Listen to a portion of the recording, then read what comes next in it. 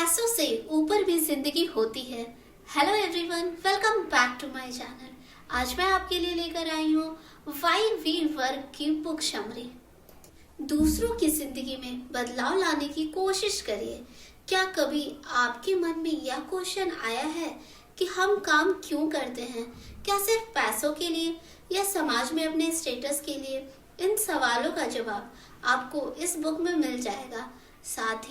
साथ वो रास्ता भी मिलेगा जिसकी मदद से आप अपने काम को बेहतर ढंग से कर पाएंगे। अगर आप गौर से देखेंगे तो आपको पता चलेगा आज के समय में लोगों की वर्क लाइफ इम्बैलेंस हो चुकी है। अब आप अपने आप से क्वेश्चन करिए कि इसके पीछे का कारण क्या है। इन सभी क्वेश्चंस का आंसर आपको इस बुक में मिल जाएगा। क्या आप जानते हैं कि आपका काम आपके लिए क्यों इतना इम्पोर्टेंट है? भले ही आपको इसका सटीक आंसर जानते हो, फिर आपने कभी इसके बारे में ना सोचा हो, लेकिन जो भी आपका आंसर होगा वही बताएगा कि आपका काम आपके लिए कितना जरूरी है। आमतौर पर देखा गया है कि लोग अपने काम को 3 पहलू से देखते हैं। पहला, कई सारे लोग तो काम बस इसलिए करते हैं कि उन्हें पैसे मिल सके। उन पैसों से वो अपने बिल्स का भुगतान कर सके, मतलब वो काम को सिर्फ एक जॉब की तरह मानते हैं। दूसरे नंबर के लोग उस तरह के लोग होते हैं जो अपने काम को करियर की तरह लेते हैं। उनका उद्देश्य ये होता है कि काम में प्रोग्रेस होना चाहिए। अधिकतर देखा गया है करियर माइंड लोग प्रमोशन के लिए काम करते हैं। तीसरे तरह के लोग होते हैं थोड़े अलग दिमाग के होते हैं। वो काम को खुशी से जोड़ते हैं और देखते हैं कि उनके काम में इस सोसाइटी में क्या पॉजिटिव चेंजेस आ रहे हैं। अब आते हैं मेन मुद्दे पर। आपने भी अपने चारों तरफ बहुत से ऐसे लोगों को देखा होगा जो इस कैटेगरी में फिट होते हैं, लेकिन क्या आपने ऑब्जर्व किया है कि इनमें से आप किस कैटेगरी में फिट होते हैं? खैर, इस क्वेश्चन का आंसर तो आपको मिल ही गया होगा। अब हम एक रिसर्च को भी समझ लेते हैं। अमेरिकन साइकोलॉजिस्ट ने एक रिसर्च किया। इस रिसर्च में उन्होंने ये जानने की कोशिश की कि किस तरह के लोग खुशी के ज्यादा नजदीक है। इस रिसर्च में उन्होंने कई कामकाजी लोगों से बात की। रिजल्ट में ये निकलकर सामने आया कि जिन लोगों के काम से दूसरों की जिंदगी में पॉजिटिव बदलाव आ रहे हैं, वो लोग अपने काम से ज्यादा खुश हैं। ऐसे लोगों को जिंदगी की समझ भी बेहतर है। आइए समझते हैं, क्या काम में मिशन की जरूरत है? अगर आप बिजनेस करते हैं तो ये क्वेश्चन आपके लिए है। वो कौन से फैक्टर हैं जिससे कोई भी बिजनेस बेहतर ढंग से चल सकता है? इस क्वेश्चन के जवाब के लिए सैकड़ों तरीके मौजूद है, लेकिन रियलिटी में 3 फैक्टर है जिससे कोई भी बिजनेस बेहतर ढंग से चल सकता है। ये सभी फैक्टर्स उस बात से जुड़े हुए हैं कि किसी भी कंपनी में एम्प्लॉयज के साथ कैसा बिहेवियर होता है। में से पहला फैक्टर है ऑटोनोमी।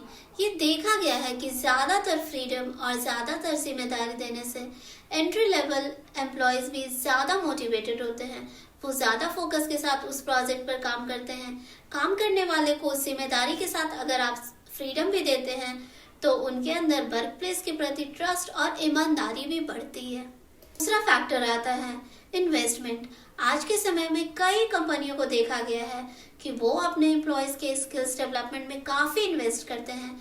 ऐसा करने से अल्टीमेट फायदा कंपनी को ही होता है। काम करने वालों को भी लगता है कि उसकी और उसके टाइम की कंपनी को जरूरत है। इस तरह के ट्रेनिंग प्रोग्राम करने से एम्प्लॉयज का सेंस ऑफ ट्रस्ट कंपनी के प्रति अच्छा होता है। तीसरा और महत्वपूर्ण फैक्टर है मिशन। इस मिशन को आप सीईओ को स्पीच वाला मिशन नहीं समझ लीजिएगा। ये मिशन है वर्क प्लेस वाला। वर्क प्लेस में ऐसा माहौल होना चाहिए कि काम करने के अंदर पॉजिटिव फीलिंग आ जाए। अगर आपका बिजनेस घाटे में भी जा रहा है तो आपको इन 3 फैक्टर्स को नजरअंदाज नहीं करना चाहिए। अगर आपका ध्यान इन 3 फैक्टर्स पर रहेगा तो आपका बिजनेस आज नहीं तो कल ऊपर की तरफ ग्रोथ करेगा ही। इसलिए कमिटमेंट कायम रखिए। आगे हम समझने की कोशिश करते हैं कि रिस्ट्रिक्ट मैनेजमेंट से एम्प्लॉयज डीमोटिवेट क्यों हो जाते हैं। क्या आपने कभी ऐसी जगह काम किया है जहां पर आपको लगा हो कि आपका बॉस आपकी गर्दन को पकड़कर बैठा हुआ है? आज के समय में अमूमन देखा जाता है कि ऑफिस में अगर कोई आदमी ठीक से काम नहीं कर पा रहा है तो उसे मोटिवेट नहीं किया जाता है, बल्कि उसे काम से निकाल दिया जाता है। रिसर्च में यह देखा गया है कि ओवर रिस्ट्रक्चरिंग से प्रोडक्टिविटी और इंगेजमेंट में कमी आती है, लेकिन फिर भी आज के दौर के दफ्तरों की ये सच्चाई है। ओवर स्ट्रक्चरिंग का जीता जागता परिणाम आपको यूएस के एजुकेशन सिस्टम को देखकर मिल जाएगा। अगर आप अपनी नज़र यूनाइटेड स्टेट की टीचिंग स्टाइल पर दौड़ाएंगे तो आपको पता चलेगा कि वहाँ पर टीचर्स को एक हेवी करिकुलम प्रोवाइड किया जाता है। उस हेवी करिकुलम को ऐसे डिज़ाइन किया जाता है कि एक ठीक ठाक क्वालिटी वाला टीचर भी बच्चों को एक ठीक ठाक एजुकेशन प्रोवाइड करा देता है। इससे होता है कि जिस टीचर्स के अंदर वाकई काबिलियत होती है, उनके अंदर एक क्वेश्चन लगातार उठता रहता है कि वो ये काम क्यों कर रहे हैं, क्योंकि इस तरह की शिक्षा प्रणाली में प्रैक्टिकल टीचिंग की कमी देखने को साफ तौर पर नजर आती है। ओवर स्ट्रक्चरिंग का एक बुरा प्रभाव है कि जो टीचर टीचिंग में अपने एक मिशन के तौर पर जुड़े रहते हैं, उन्हें ये लगता है कि यह सिर्फ एक जॉब है, क्योंकि अगर आप किसी को सिखाना चाहते हैं और उसे प्रैक्टिकल तरीके से नहीं सिखाएंगे तो कभी भी आप अपने मिशन पर फोकस या मिशन को पूरा नहीं कर पाएंगे। गौर करने वाली बात यह है कि सिर्फ ओवर स्ट्रक्चरिंग बस से एम्प्लॉयज का मोटिवेशन कम नहीं होता, बल्कि एक और रीजन है जो बैक फायर करता है। ये रीजन है इंसेंटिव देना। आपके मन में ख्याल आया होगा कि पैसे देने से कैसे मोटिवेशन कम हो जाता है। चलिए हम आपको एक केस स्टडी से समझाते हैं। एक टेक केयर सेंटर है जो इस बात से स्ट्रगल कर रहा है कि पेरेंट्स अपने बच्चों को लेने देने से बात कर आते हैं। अधिकतर पेरेंट्स लेट हो जाते हैं, जिसके कारण डे केयर सेंटर को काफी मुसीबतों का सामना करना पड़ता है। एक दिन डे केयर सेंटर ने फाइन लगाना चालू कर दिया। अब जो पेरेंट्स अपने बच्चों को समय से नहीं ले जाएंगे, उनको एक निश्चित अमाउंट ऑफ मनी पे करना पड़ेगा। इसके रिजल्ट ने डे केयर सेंटर को चौंका दिया। अब रिजल्ट देखने को मिला कि पहले की अपेक्षा ज्यादा पेरेंट्स अपने बच्चों को लेट लेने आते हैं। इसके पीछे का अब ये रीजन था कि उनको एक ऑप्शन मिल गया था कि वह पैसे पे करके लेट आ सकते हैं। हमें ह्यूमन नेचर को भी समझने की कोशिश करनी चाहिए। आज के समय में डिस्कवरी और इन्वेंशन को लोग एक ही समझने लगे हैं, लेकिन इन दोनों शब्दों में काफी ज्यादा अंतर है। डिस्कवरी तब होती है जब वो चीज पहले से एग्जिस्ट करती है।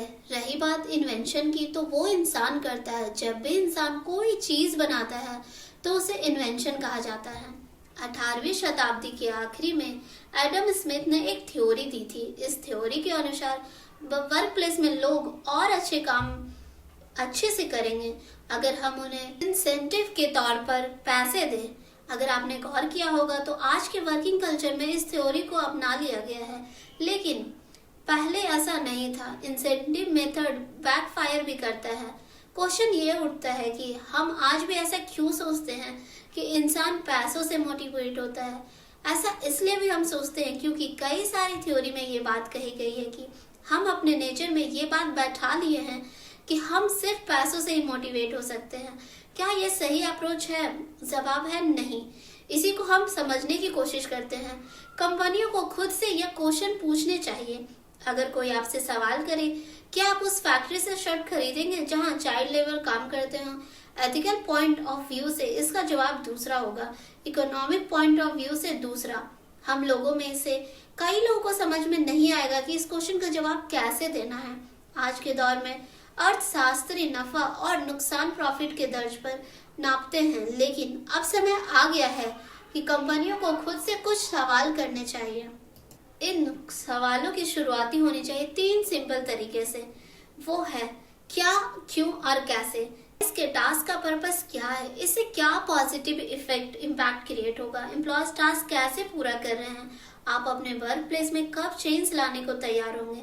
अधिकतर देखा गया है कि कंपनियां तीसरे सवाल का जवाब देने से बचती है। ये बात भी सही है कि मौजूदा समय में इकोनॉमी की हालत उतनी सही नहीं है जितनी होनी चाहिए।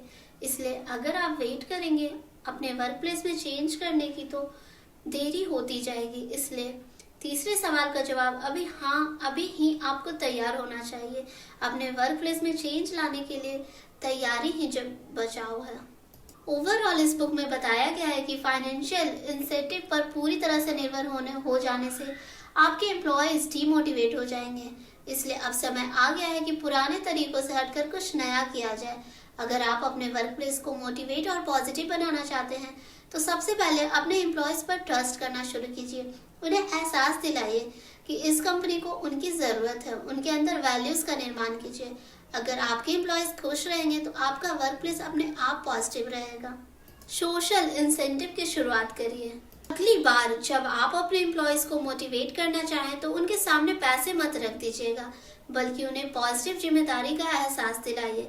एग्जाम्पल के लिए, अगर आपकी कंपनी का काम कार बेचने का है तो फिर आप कार के ओनर को भी इनवाइट कर सकते हैं, उनके पॉजिटिव एक्सपीरियंस को एम्प्लॉयज़ के साथ साझा कर सकते हैं। ऐसा करने से आप एम्प्लॉयज़ के अंदर एक पॉजिटिव फीलिंग का निर्माण करेंगे। एक बात हमेशा आप ध्यान रखिए, पैसों से कुछ चीज़ें ही खरीदी जा सकती है, लेकिन अच्छे बिहेवियर से आप इंसानों के दिलों को जीत सकते हैं। इसलिए हमेशा कोशिश करिए कि आप अपने एम्प्लॉयज़ का दिल जीत सकें। अगर आपने ये कर लिया तो समझ लीजिए कि आपने आधी जंग जीत ली है। इस एक कदम से आपके ऑफिस की पूरी रूपरेखा ही चेंज हो जाएगी। आपका वर्क प्लेस मोटिवेटेड और खुशनुमा हो जाएगा। हमें हर सिचुएशन में पॉजिटिव रहना चाहिए। तो ये समरी यहीं पे खत्म होती है। Thank you so much for listening.